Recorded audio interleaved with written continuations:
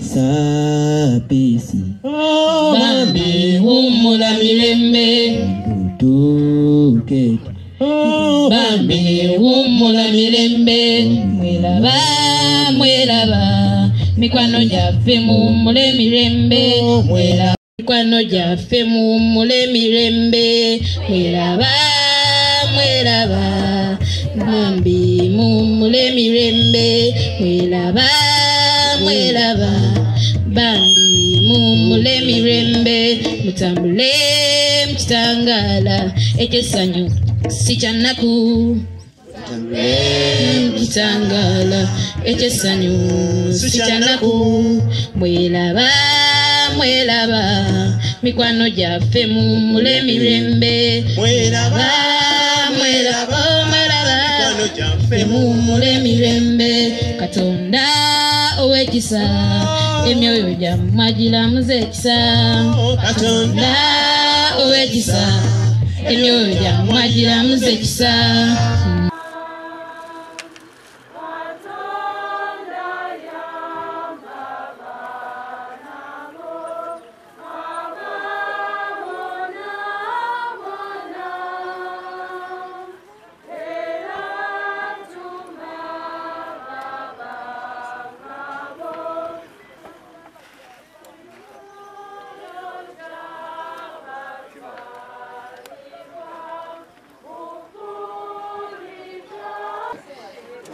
Get strong. Parents, we ask you to be strong, support Abigail. Mama, thank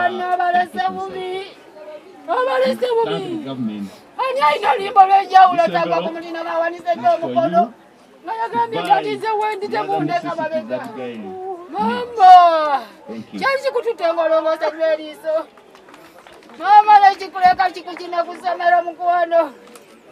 Mananga mama yabale kumane nongoze bwerizo katinda babulungi mama Nanyonjo Teopista Government of Uganda Nawana bibasoledde ntise mutikite Dada kuno kunyora laba yebisayi wekiyise banange tuli mu masiga gokka baganda baffe batwawulidde Shimpisa bubibulibendo zakubano Ona basanyebu Ebiloto byabwe tebituukiridde sorry bisikiridi Omuteka ffe bamine kasirikira mu muliro Emulire Miranga Okazira n'abannange kubirukana Laba bawamanda Nabagala okutasibwa Balete balaba Gibadde no baderi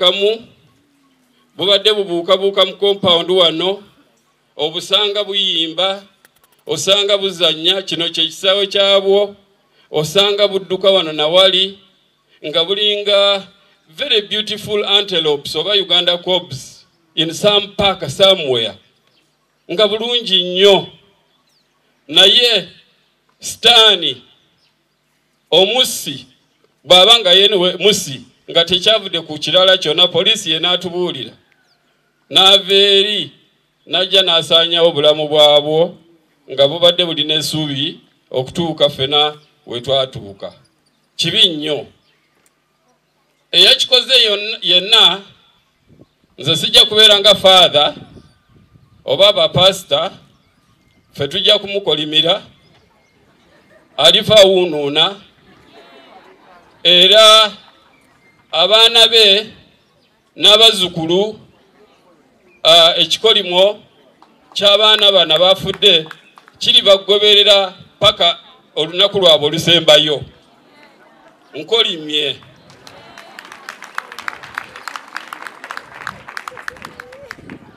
These parents, dear parents, let us do something. Let us accept these children as they are. These are our children. This is what God has given us. Can we take care of what God has given us? And as we take care of them, this is when God will bless us the more. of special needs education and inclusive education in this country.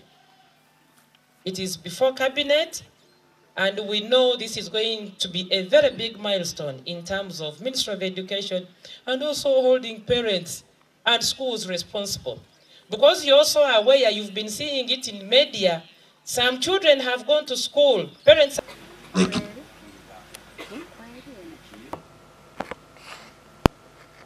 Kizibu okugamba nti tumanyi kye muyitamu si kyangu. Ebigambo byaffe tebirina kyeyinza kubakolako nnyo, naye tugenda bakwasa Katonda yekka. Mbeebaza olw'okubanga abaana bano mwabateeka mu ssomero. Abantu abamu kasita afuna omwana ng'aliko obulemu asuula mu ssuula awo. Talowooza nti ayinza okuba ow'omugaso mu nsi. Naye mmwe mwebale abaana bano nti mwayagala bafuuke ab'omugaso. Waliwo akaana akabadde katambula ku WhatsApp baŋŋamba y'omu ku bano yali asoma essomo, yalisoma bulungi nnyo, era nze saasooka kumanya nti y'omu ku abo. Nze nalaba bulabi kagundi ka crip, naye ng'omwana yasoma bulungi nnyo, era babadde bajja kubeera ab'omugaso ennyo mu nsi yaffe.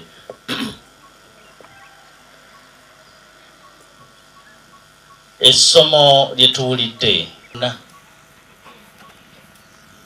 mu nsi ez'enjawulo. Omwaffe muno abaana b'amasomero bangi bafudde omuliro. Kizibu okugamba nti n'ebikangabwa bino bigenda kuggwaawo. Tusabe Katonda bikendeere. Ate naffe twongere okubeera abeegendereza abalina abaana. Abaana bano tuyinza okugamba nti babadde innocent. Tetuyinza kugamba nti abaana bano babadde balina ekibi, balina omusango gwe baakola, naye baafudde. Pozi essaawa eno emyoyo gyabwe gyavudde mu mibiri gyabwe gyagenze ew'Omukama Katonda. Tusaba Omukama Katonda abaanirize, ate nabo batulaba. Kati basobola bali mu state etaliko limitations. Before they were limited by their sites, but now they are not. Balaba buli kimu ekyaliwo ng'omuliro tegunnaba kutandika n'ekiriwo essaawa eno. Balaba ffe abazze okubasabira, kati bo bali mu ssanyu essaawa eno kubanga Omukama abaaniriza. Nabo bajja kutusabira, buli kaseera kijja kubanga ekipya, okulaba nti beevaamu okufuula abo be batalabanga bantu naye ne bafuuka abantu ab'omugaso mu nsi yaffe. Tulambulenga ku bazadde bonna abasobodde abali balinaanye abamanyi gye bali, tubalambulengako. Tuleme kugamba nti abaana bazikiridde, ti obulamu buweddewo ne families ziweddewo. mu byonna tunyweza okukkiriza. Olwaleero Ekereziya Katolika mu nsi yonna asabira emyoyo egiri mu puligatori bannaffe abaatufaako.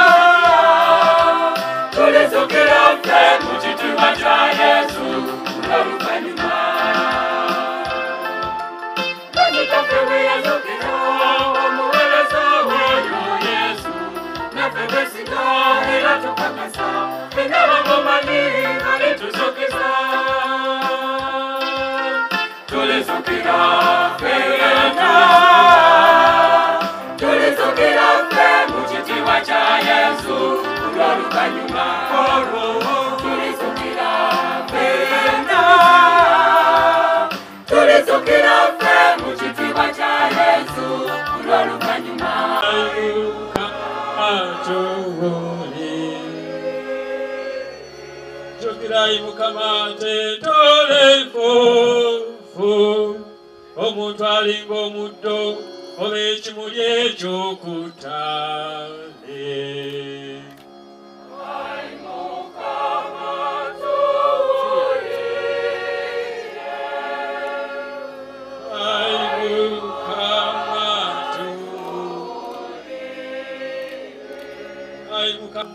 Neswala mu maaso go naye gw'oli wa kisa.